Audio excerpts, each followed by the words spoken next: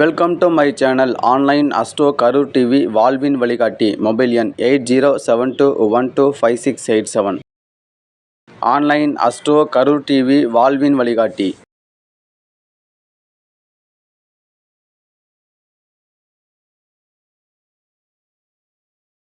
சேலத்தையே கலக்கி கொண்டு இருக்கும் தமிழரசி அவர்கள் நம்மளுடைய பேரவையில் இருக்காங்க. முதல் பாவகத்தை பற்றி பேசுகிறாங்க. ஏன்னா இம்பார்ட்டண்ட் எப்படி லக்னமும் லக்ன புள்ளியும் இருக்குதோ அதே தான் நமக்கு முதல் பாவகங்கிறதே. நம்ம லக்னம் ராசிக்கும் முதல் பாவகம் வச்சுக்கலாம், லக்னத்துக்கும் வச்சுக்கலாம். ஸோ மிக அற்புதமான ஒரு டாபிக் எடுத்திருக்காங்க. அவங்கள அனைவருடைய சார்பிலும் வரவேற்று அவங்க வசம் மேடையை ஒப்படைப்போம். என்னை ஈன்றெடுத்த தாய் தந்தையரை வணங்கி தமிழ்நாடு அகில மகளிர் ஜோதிடர் அணி பேரவை அறக்கட்டளை நிபுணர் திரு கிருஷ்ணவேணி அம்மா அவர்களுக்கும் என்னுடைய ஜோதிட சகோதர சகோதரிகள் அனைவருக்கும் என் முதற்கண் வணக்கத்தை தெரிவித்துக் கொண்டு நான் இன்று எடுத்த தலைப்பு முதல் பாவகம். முதல் பாவகம் என்பது ஜாதகரின் உயிர் மற்றும்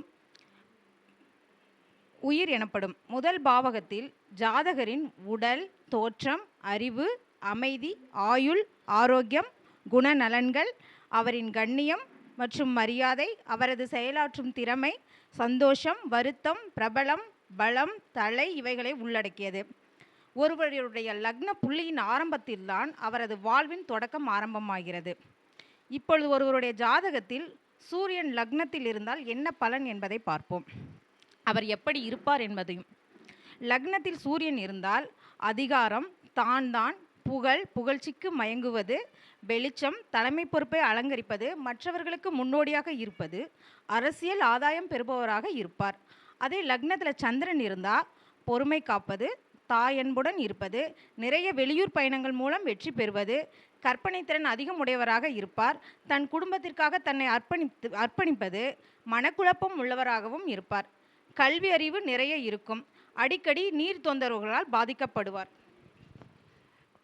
ஆன்லைன் கரூர் அஸ்ட்ரோ டிவி யாராவது நான் சப்ஸ்கிரைப் பண்ணலைன்னா சப்ஸ்கிரைப் பண்ணிக்கிங்க. ஏன்னா முதல் பாவங்கிற ஒரு தலைமைத்துவமான விஷயம், அதுக்காக தான் அது நடுவில் நம்ம பேசுகிறோம். அதே போல் இன்னும் சங்ககிரி, நாமக்கல் சகோதரிகள்லாம் வந்துட்டுருக்காங்க. எப்படி ஈவினிங் 5 மணி ஆயிரும் நினைக்கிறேன் ப்ரோக்ராம் முடிய. ரொம்ப சிறப்பாக ஆண் ஜோதிடர்களும் ஒரு ஒத்துழைப்பு, பெண் ஜோதிட நட்புலங்களும் நல்ல ஒரு ஒத்துழைப்பு கொடுத்துட்ருக்கீங்க. 20வது கருத்தரங்கம் பிரதோஷத்தில் மிக சிறப்பாக போயிட்டுருக்கு. அனைவரும் நமக்கு நாமே ஒரு பாராட்டை தெரிவித்துக் கொள்வோம்.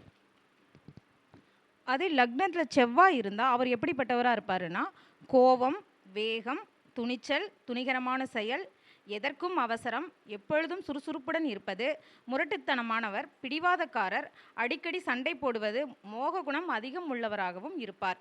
இவர்களை புரிந்து கொள்ள இயலாது. அதே லக்னத்தில் புதன் இருந்தால், புதன் என்பவர் வித்யாகாரகன், புத்திசாலித்தனமான கிரகம், புத்தியா உணர்வுகளா என போராட்டம் கொண்டதாக இருக்கும். இவருடைய வாழ்க்கையில் செயற்கரிய பல செயல்களை செய்வார்கள். தனிமை விரும்பி, நிறைய போராட்டம், தோல்விகளுக்கு பிறகு வெற்றி காண்பவர், ஒழுக்கமுள்ளவராக இருப்பார். எந்த பிரச்சனையாக இருந்தாலும் எதிலும் சிக்காமல் வெளியே விடுவார். அதே லக்னத்தில் குரு இருந்தால் அறிவினால் தன்னை வலுப்படுத்தி கொள்பவர், அரவணைத்து செல்லுதல், தெளிந்த ஞானத்திற்காக அனைத்து விஷயங்களிலும் போராடுவார்கள், விட்டு கொடுத்தும் போகும் தன்மை சார்ந்தவர்களாக இருப்பார்கள், தன்னை சார்ந்தவர்களை பாதுகாக்கும் தன்மை கொண்டவர், எளிதாக ஏமாறுபவராகவும் இருப்பார்கள், ஆடை ஆபரண சேர்க்கை உண்டாகும். இதே சுக்கிரன் இருந்தால் வாழ்க்கை வாழ்வதற்கே என்ற எண்ணம் கொண்டவர்கள்,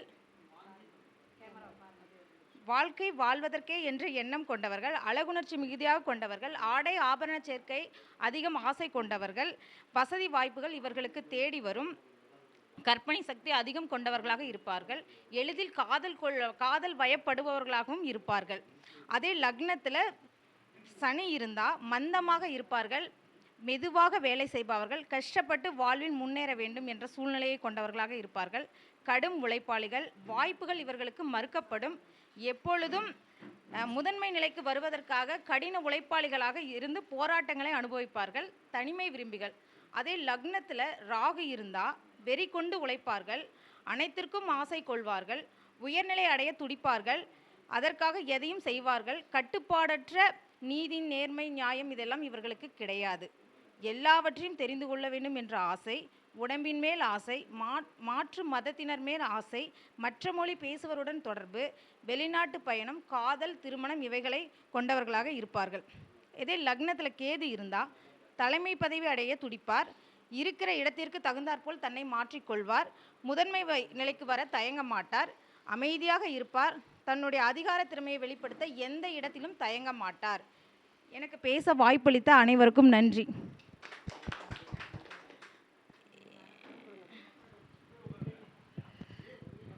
தமிழரசி அம்மா பார்த்திங்களா, ரொம்ப சிறப்பான உரை. லக்கண பாவங்கள் முதல் கிரகங்களுடைய குணாதிசயங்கள் முதல் கொண்டு எல்லாமே ரொம்ப சிறப்பாக விளக்கம் கொடுத்துருக்குறாங்க. தமிழரசி அம்மாவுக்கு ஒரு மனமார்ந்த வாழ்த்துக்களும் நன்றிகளும்.